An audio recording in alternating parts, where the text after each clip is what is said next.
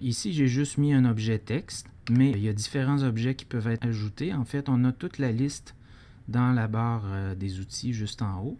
On peut utiliser aussi certains effets pour permettre de capter l'attention du spectateur. Entre autres, ici, j'ai l'outil Zoom qui permet de focaliser un peu plus sur une section de l'écran. Une fois que je clique là-dessus, il y a un encadré qui apparaît. Donc, cet encadré-là correspond à la zone de zoom sur laquelle la caméra va porter plus attention.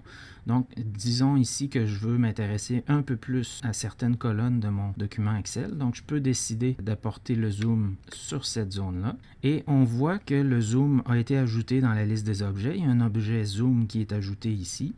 On a l'effet de transition d'entrée. Il faut faire attention ici, l'objet modifie le zoom de manière permanente jusqu'à ce qu'un autre objet zoom vienne ramener le niveau de vue original. Si on jette un coup d'œil de qu'est-ce que ça peut donner comme résultat, je déplace la tête de lecture un peu avant, je fais la prévisualisation, donc on va voir. Effectivement, il y a un zoom qui se produit et on a une image agrandie de la zone qui nous intéresse. Disons qu'on veut retourner maintenant à l'ensemble de ce qui était affiché à l'écran, j'ajoute un nouveau zoom. Cette fois-ci, le zoom, on veut qu'il couvre l'ensemble de l'écran.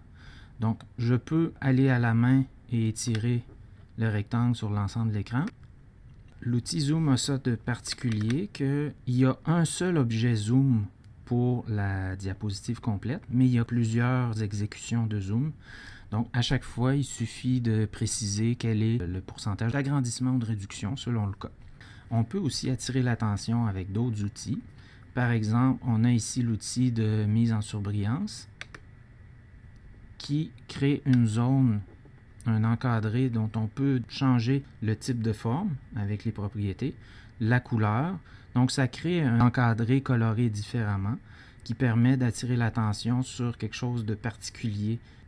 Je pourrais aussi utiliser l'effet spot. C'est un peu comme l'outil de surbrillance, sauf qu'en plus, il va masquer tout ce qui est alentour de la zone sur laquelle on veut attirer l'attention. Donc ici, si je veux attirer l'attention là, je peux créer un spot comme ça. J'aurais pu aussi ajouter des formes. On a une série de formes qui sont préétablies dans Active Presenter. On a entre autres les flèches. Vous avez les bulles. Souvent, on peut utiliser les bulles pour indiquer un endroit où l'utilisateur doit, par exemple, cliquer. Donc ici, si je veux qu'on clique sur le menu Révision, je peux ajouter une bulle ici et préciser